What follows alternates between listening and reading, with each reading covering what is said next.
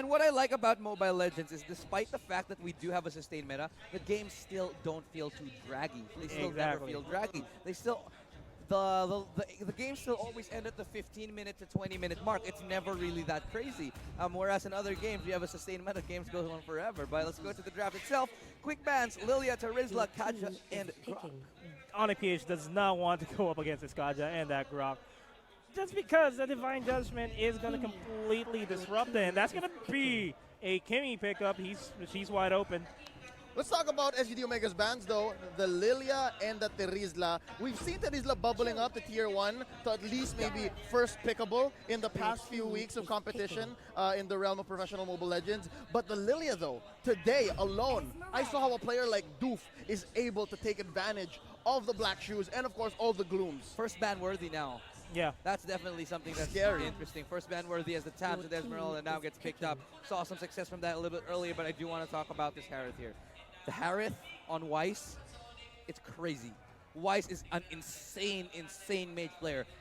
I would have to argue that Weiss on a mage is probably just as good as I saw Carl TZ back in his prime. That's how good I see Weiss as. Talking about Wise as a player, I want to talk about the hero. Harith has seen multiple nerfs across multiple patches, and we still see him at tier 1 right now. Yo, if I still see, if the Zaman Force nerf didn't happen onto Harith, he's still going to be primary banned. I'm thinking Estes might be the key to him finally dropping a little bit, right? Well, the kit on Estes might help stop this little boy's rampage. I don't know, man. The thing is, That's a tall order. that's a tall order. Harith is, I don't know. We'll see about that. But the thing is that Harith still does so much damage. So it doesn't matter how much he's sustained. It's a very, very difficult task to put before you. Ooh, but then again, check out ONIC-PH's Rafael third ban. Oh, They're the banning third ban. Estes. Oh, they're banning Estes. We're getting the healer, bro. That's what they want to do, and that's exactly what they're going to get. Speak of the devil. So let's take a look and see what they can actually still pick up here. SGD Omega, they're not left with a lot. They could get, they need one more support. And they do need another, maybe a mage.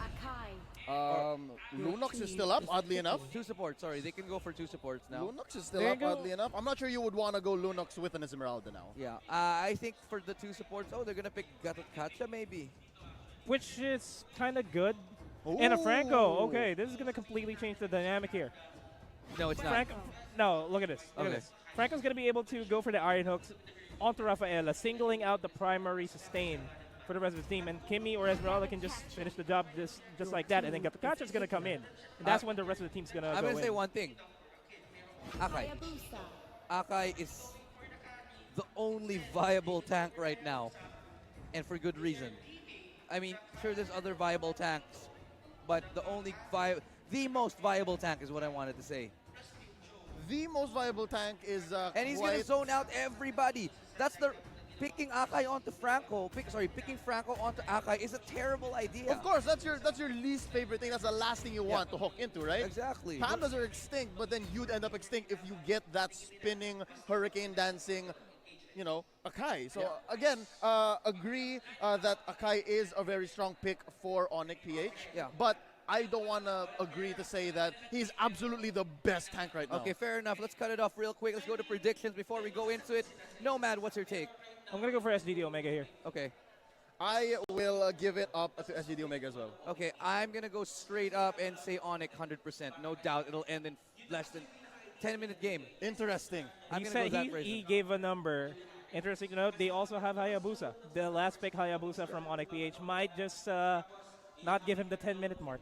Yeah, it's a tall order, but then again, you win regardless if they win, right? Well, I'm just gonna say the Hayabusa was gone unchecked. There's no answer for it, but let's go into the Land of Dawn for the first game in the second series of the day. And let us introduce our team here, but while that's happening though, that's a bit of a scuffle here in the mid lane. So on the side of SG Omega, we got Carl TC on that Kimmy, Kenji on that Thams, Toshino on that Esmeralda, Heath on that Franco, and Kripzu on that Gatotkacha. ONIC-PH though bring in that Harith by Wise.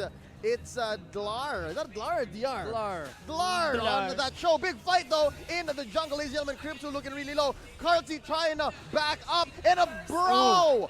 Bro, the camera just moved up. Crimson is about to go down, and he is going to go. Wise says you're welcome. Kenji just barely getting away in the safety of his own turret. I wasn't even done introducing our players. It's Oh My Venus on that Rafaela, Zico as the Akai, and of course it's Iyaku on that Hayabusa. It would be wise for you to admit that I was right. None the wiser for SGD Omega to force that fight, though, to be completely honest. Oh, But while nice that's roll. happening, that's going to be the Iron Hook connecting onto Iyaku. Nice, Tease. nice jukes. Quite a tease. Yeah, Just the tip. just playing. No, we're just playing with him a little bit as Delar working the cut of the lane right now. Gonna go head to head with Kenji, and I do want to point out one thing. Weiss, if you give him an inch, he'll take a mile. He's the kind of player that knows how to control the tempo and steamroll. As the look at this, Carl TZ forcing away Delar, has to use his flicker. Now he doesn't have it, and that's going to be another kill. Kenji gets one, and that's going to be another kill. It's a 2-for-1 right now at the scoreboard. Heath, though, not looking very good here. He is in trouble, though. It is Toshino just barely hitting level 4, pushing Venus back. It's the Rafaela and Hayabusa combo. This is quite lethal. They can make this quite sustainable, and they can just force this as the rest of ONIC-PH keep the lane up top and, of course, go for this early turtle. It's a good trade to be, if you ask me. That's going to be a turtle for a turret. You're shoving out the lane. That's going to give you a lot of space to work with here, and that's exactly what SGD Omega is going for here. I just want to point out that Carl TZ is sitting on that Kimi, and it's actually the other way around, that Toji's now on the Esme. Oh, yeah, I just noticed that. Yeah.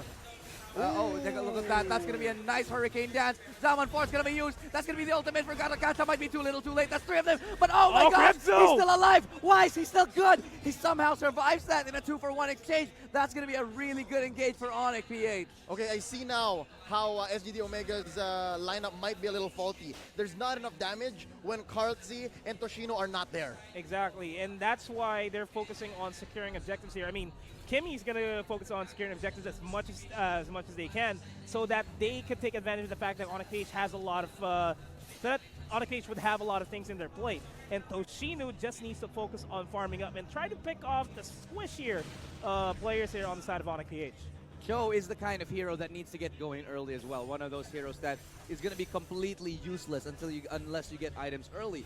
That's why it's very scary for Delar, but hold that thought, bottom lane. That's going to be the shadow kill. Just going to use it to get away, but he goes back into it. Heath almost going down. Not just yet, though. Might be finished off. Auto attacks. Not going to finish it up. Ooh. Flickers in, and he gets it. Nice bait play by ONIC-PH, scoring that kill onto Heath. We might be eating our words, Nomad, but it's too soon to say. 3 minutes, 50 seconds in. We are about 1,000 Oh, in Zaman change. Force is going to be committed there, and he's going to do his best to fight this off. Toshino able to at least force back this 1v3. I don't think he's going to be able to survive that unless he proves me wrong. That's not going to be the case. There goes the Calamity Reaper being picked up by Wise right after that kill. That's what we're talking about here. Wise, once he starts steamrolling, he's 3-0-2. That's the thing with ONIC, and I want to say this. I will stand firmly on this belief. ONIC, they are so talented, and they know how to play aggressive. If you let them play aggressive, they will run all over you, and that's exactly what we're seeing here. But despite the standings in the leaderboard, SGD Omega is actually putting up a good fight here. 2-6 in scoreline, but the net worth is pretty even, and that is due to the fact that SGD Omega secured the first lane, the first turret objective, and now they have to contest this turtle. This is an important objective for them to take. Kimmy needs to get that. And I think they are in the right position to do so. Carl TZ just blasting him. Avatar of Guardian coming in. It's Crimson starting up the fight. Ladies and gentlemen, underneath the turtle, Wise takes down Toshino, and that is one less for SGD Omega to go for. And right now, Zico's going to go down, so that's one tank not going to be there. That's going to be the turtle stolen, though. And Crimson is going to try to take that Oh My Venus. Delar is going to be one of the guys standing here. Wise is going to try to back off here. Going to go for the fish in there, not enough damage. And meanwhile, Iyaku is going to be able to even out the turret push here and secure the bottom lane turret. And that is what Hayabusa is made for. It's not that big of a loss here. Iyaku goes for that. He's 0-0-4. Doesn't matter. All he wants to do is be a thorn in the side of SGD Omega and sort of piss them off until they finally go for him. But so far, it hasn't been the case just yet, as SGD Omega has now found an opening back into the game. They want to start those big team fights. That's what SGD Omega has to do. They want those big team fights. Until ONIC obliges them, it's going to be SGD Omega's game. SGD Omega essentially won the battle, but lost the war. Then again, they were never so far back. As you said, Nomad, their numbers are still up there, right? It's barely 1,000 in the lead, despite the 5-7 earlier was a 2-6 difference. So now, I think the key for SGD Omega is to keep at this. Ilustrado, you mentioned, if ONIC-PH is able to play aggressive, they're going to win all the way, right? Yeah, 100%. Under 10 minutes. And you can see it.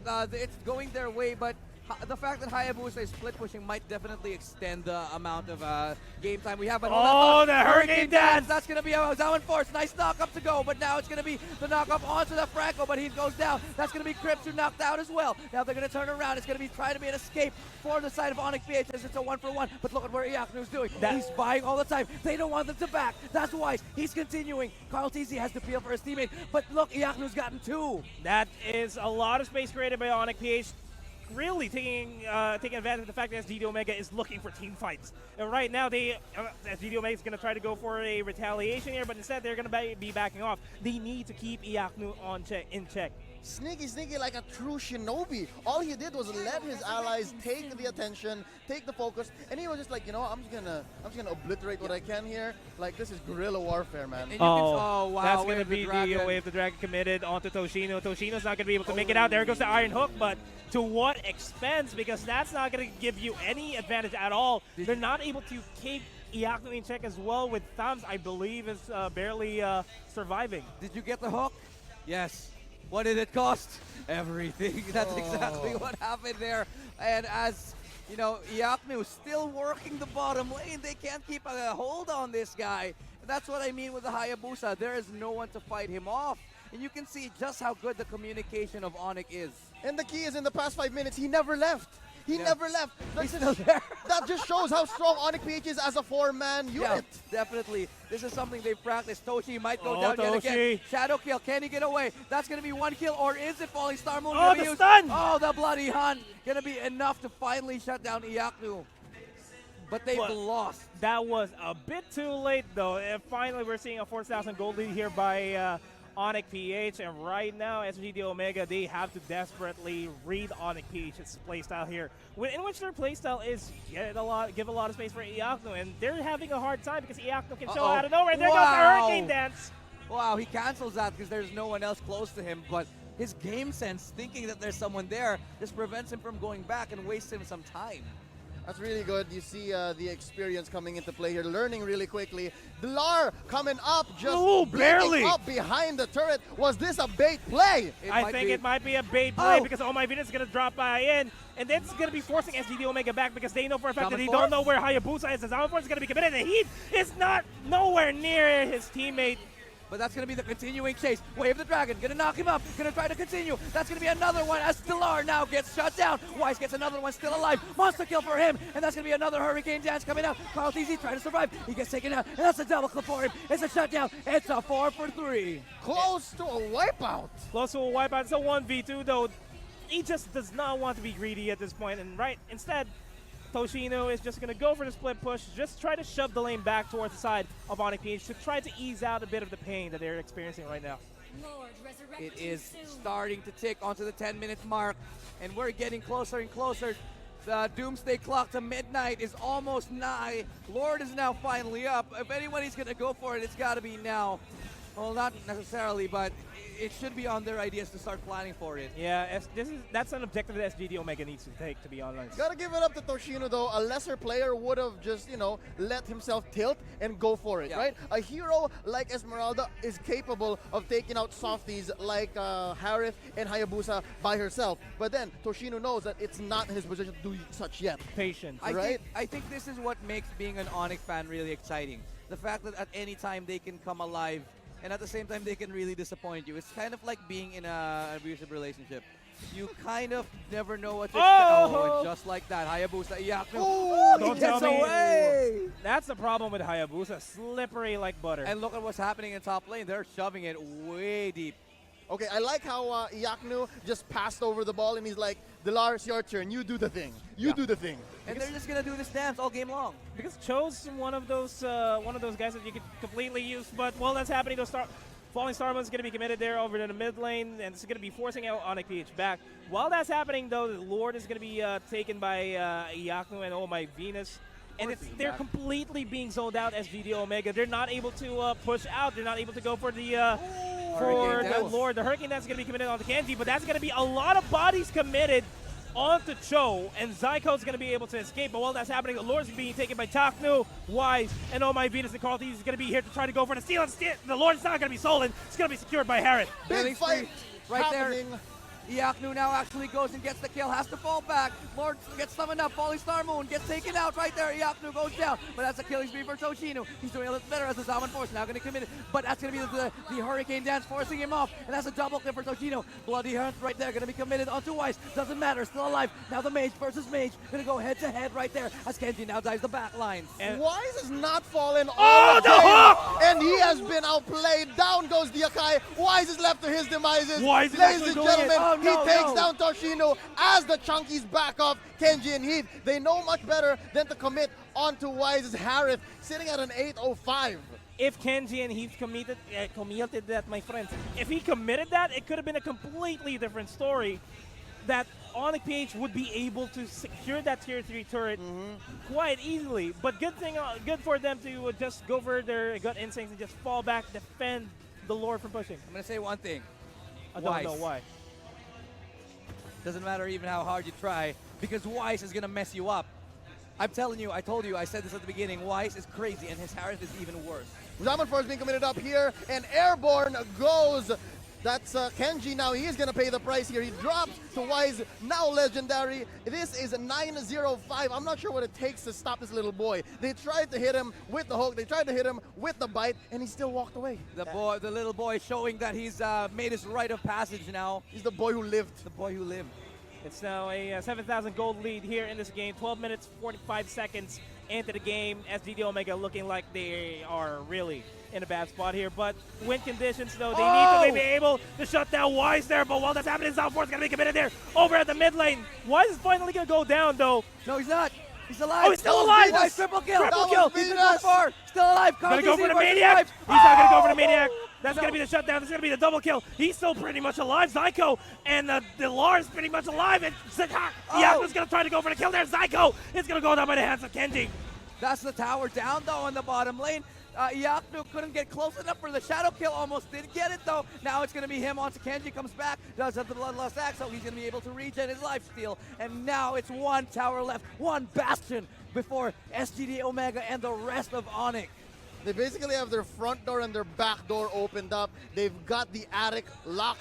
They are in their panic room. Ladies and gentlemen, SGD Omega just does not have enough hold. They can hold on to one hero, guaranteed, with the Bloody Hunt. But that aside, everything else is basically a die roll, right? You need to get the Falling Star Moon in, you need to get the Avatar of Guardian in, and if you miss those two things, it's over. Wise can just do whatever he wants. You know what's over? Franco. I'm telling you, ever since Season 1, I've been saying this. Franco has fallen out of the meta. There's no reason anymore to ever pick him unless you're very situational. I guess the idea was to go for the early initiate with Heath and Carl TZ, but that didn't work out because after that window of opportunity, there's nothing left for you to do. Ooh, crazy though. Look at this. Iakno picking up the Malefic Roar. He wants that tower. He wants that core. He wants to end this right now. 15 minutes was way too long for ONIC-PH. And here, what I'm seeing here is that SGD Omega is really too far away from their base because they need to defend their base.